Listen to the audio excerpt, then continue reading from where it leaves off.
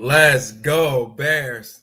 Let's go, Bears. Let's go, Bears. Let's go, Bears. Yo, what up, guys? This is your boy Kofi with Kill Sports Talk back out with another video. And today's Victory Monday. I'm going to make this a 10-minute video. I'm not going to make this too long. But man, dude, you saw my reaction yesterday on that short. I was watching the game. Only got to see some of the game a little bit because I couldn't watch most of it on my phone because I was at work. But I saw a little bit of the game. And man, dude, was it a nail biter, a complete nail biter. From start to finish, most of the game was just pretty sloppy. The first half was just sloppy for the offense.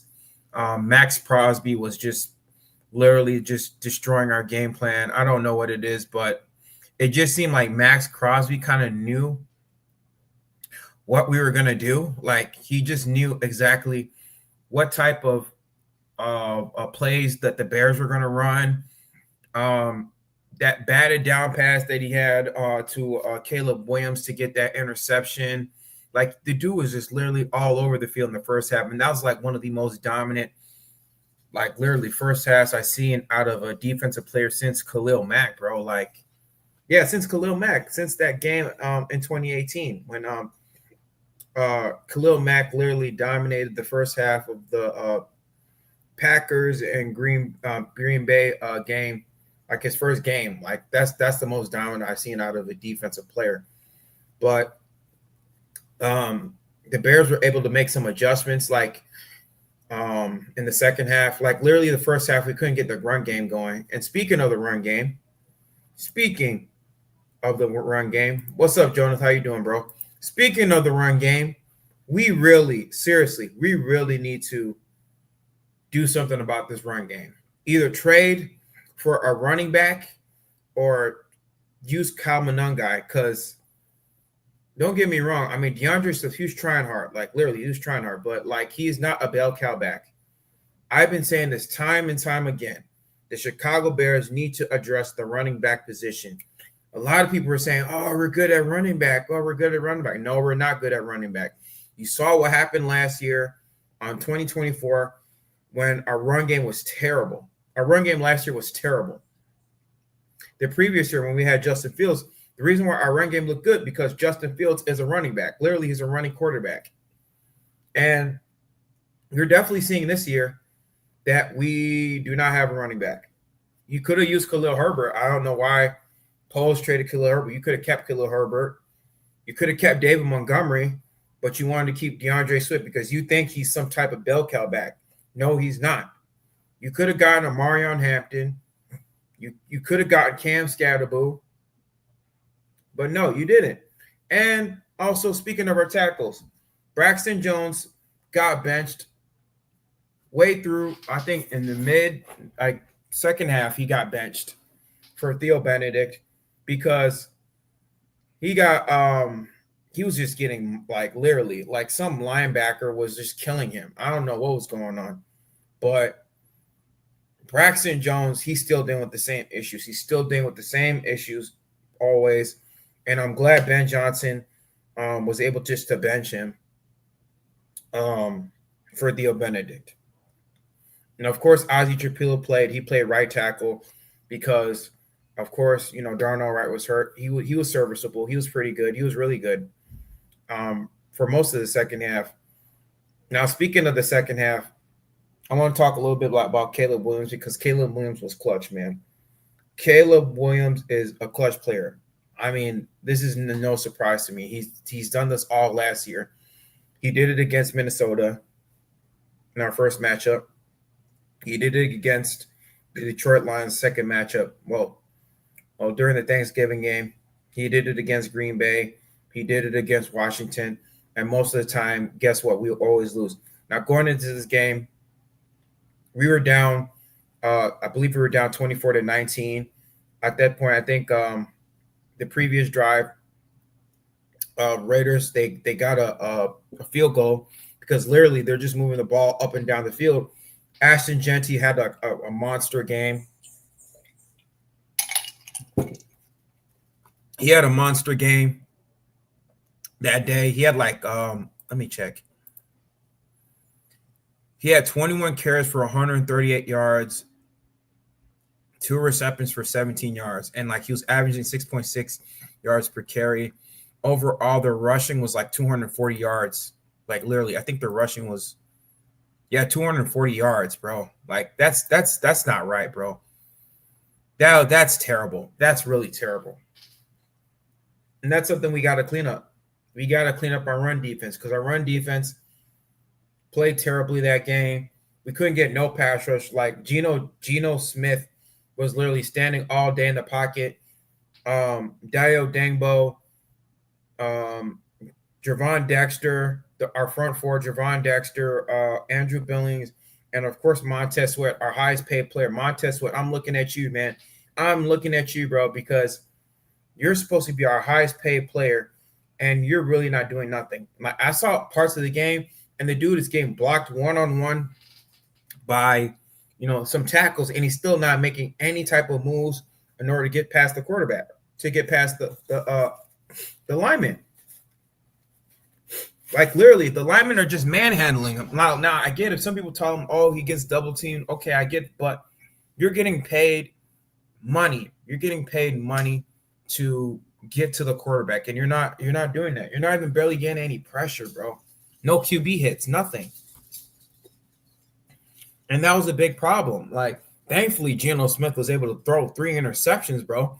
Like, literally, he was just throwing it to our DBs, to Kevin Byard. Because if it wasn't for Kevin Byard, bro, like, it probably could have been really bad for us. Like, literally, it could have been really bad for us if he didn't throw those 3 interceptions. It could have been a blowout. Like, in all honesty, it could have been a blowout. And that's something that definitely needs to be addressed in the bye week, because I'm telling you, when we go out against teams like Baltimore, when you're going up against teams like Philadelphia, I mean, even Green Bay. Green Bay is a solid team. They're a pretty good team. When you go up against teams like that, I mean, they're going to take advantage of those opportunities, and they're going to take advantage of it heavy. I mean, heavy, especially when we don't have a run game. And I mean, I'm telling you, bro, like DeAndre Swift, bro, I don't know what's going on with him, bro, but like, he's not it, bro. We somehow during this bye week need to talk to some suitors, because we need to trade for a running back, because we got this whole bye week. Thankfully, we're 2-2, and thankfully we got away with this victory. But when we're going against other teams, like I said, like the Philadelphia Eagles or the Green Bay Packers, and then we're going to go against the Detroit Lions again, they're going to take advantage of our weaknesses. Those teams are going to take advantage of our weaknesses, and they're going to show you how bad you are. They're going to expose how bad you are, and you don't want that. So hopefully Ryan Poles is making some calls or whatever, because we got to work on this run game. And you can't keep allowing Caleb Williams to just run the ball. He cannot be your leading rusher. You can't allow him to be your leading rusher, bro. Like, literally. Now, I also want to talk about Cole Kmet. Cole Kmet, I don't know what's going on with this guy, but Cole Kmet, he's got to get it together. Cole Kmet, I'm looking at you, bro. Cole Kmet, he made a couple drop passes. He made one critical drop pass where Caleb Williams, like, he threaded the needle. Like, literally, he threaded the needle down the field, and the ball literally was like, it was through his hands. Like, literally the ball was through his hands, and literally the ball, like, it went through, like, he was able to see the ball, but he wasn't able to catch it. You got to make that catch, Cole. Like, literally, you got to make that catch. And also, the false starts, man. He false started like 3 times, man. Like, why? Like, Cole Kmet, like, this is why, I think this is part of the reason why we drafted Colston Loveland, because Colston Loveland, he's more of a fluid player. And it's like, yeah, Cole Kmet, he's a decent blocker, but it's like, when he's trying to make those timely throws, like when Caleb Williams makes those timely throws, it's like Cole Kmet doesn't come down with it. And it's like sometimes when he's looking or when he's trying to track the ball, it's like he's almost moving in such slow motion. It's like I don't know if he's trying to track the ball, but like it's like when he tries to track the ball, it's like he wants the ball to at least come to him. Like he doesn't try to go and get it. He doesn't try to box out the defender. And he doesn't fully use his size, man. And like that's what's so frustrating. And the fact that you, Cole Kmet, are from Chicago and like you're not doing whatever you can to help your team win and trying to be just be more physical, like down the line in scrimmage, or try to or whatever, try to help your team win, making all these mental mistakes, dude. You got to take pride in it. If I was Cole Kmet, if I was in this position, bro, I'll be doing whatever I can to help my team win, not to be a freaking liability. And that's something that he's doing. And I'm telling you, Cole Kmet, if you keep playing like this, your playing time is going to go down and you're going to end up being traded. You're going to end up being traded because this has been a recurring problem for years with you. Years. This is not the first time he's been dealing with this. Last year, he's dealt with it. Previous year, he's dealt with this. And I get it. We were dealing with the losing situation, but at the end of the day, you're a veteran. You've played in this league for a long time, and you got to have some type of discipline at some point.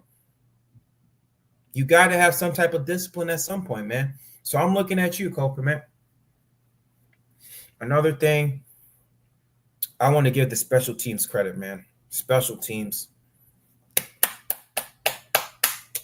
Special teams was the reason why we won.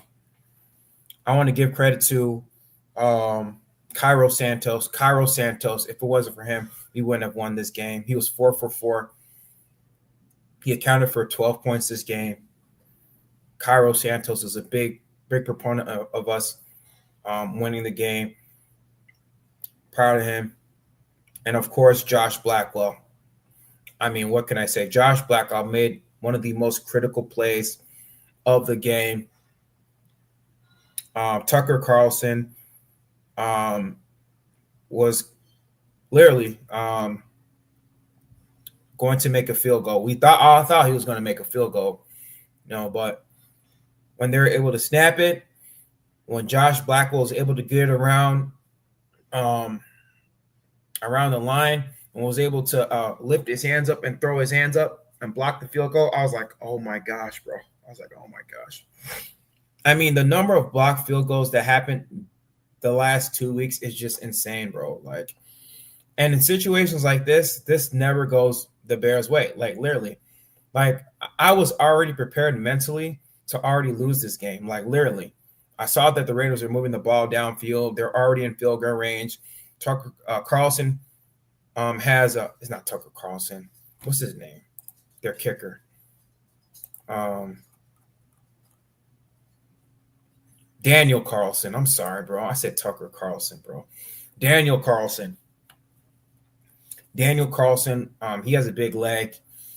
I honestly thought, he was going to make that field goal. I was already prepared, to lose this game.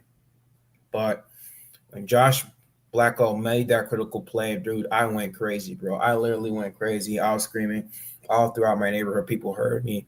I didn't care.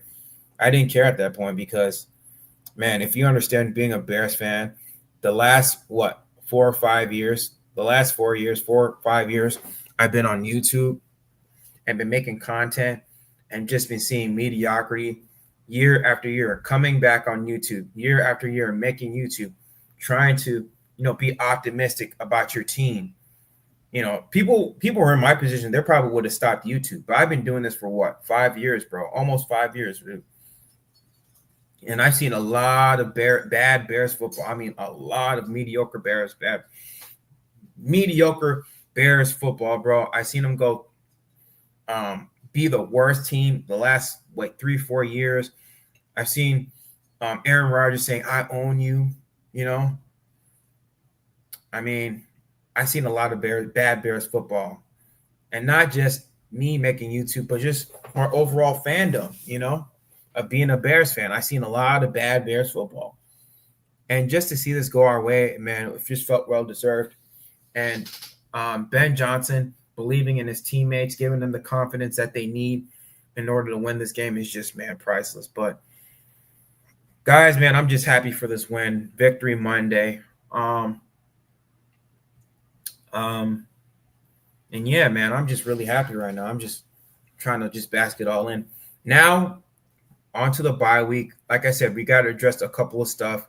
We got to address the running back position because we can't go into the next game, especially in Washington, with this running back room. If you're gonna go, you're gonna have to let Kyle Monunga get most of these touches, and probably bring another running back that can be a bell cow because I don't know what's going on with Roschon Johnson.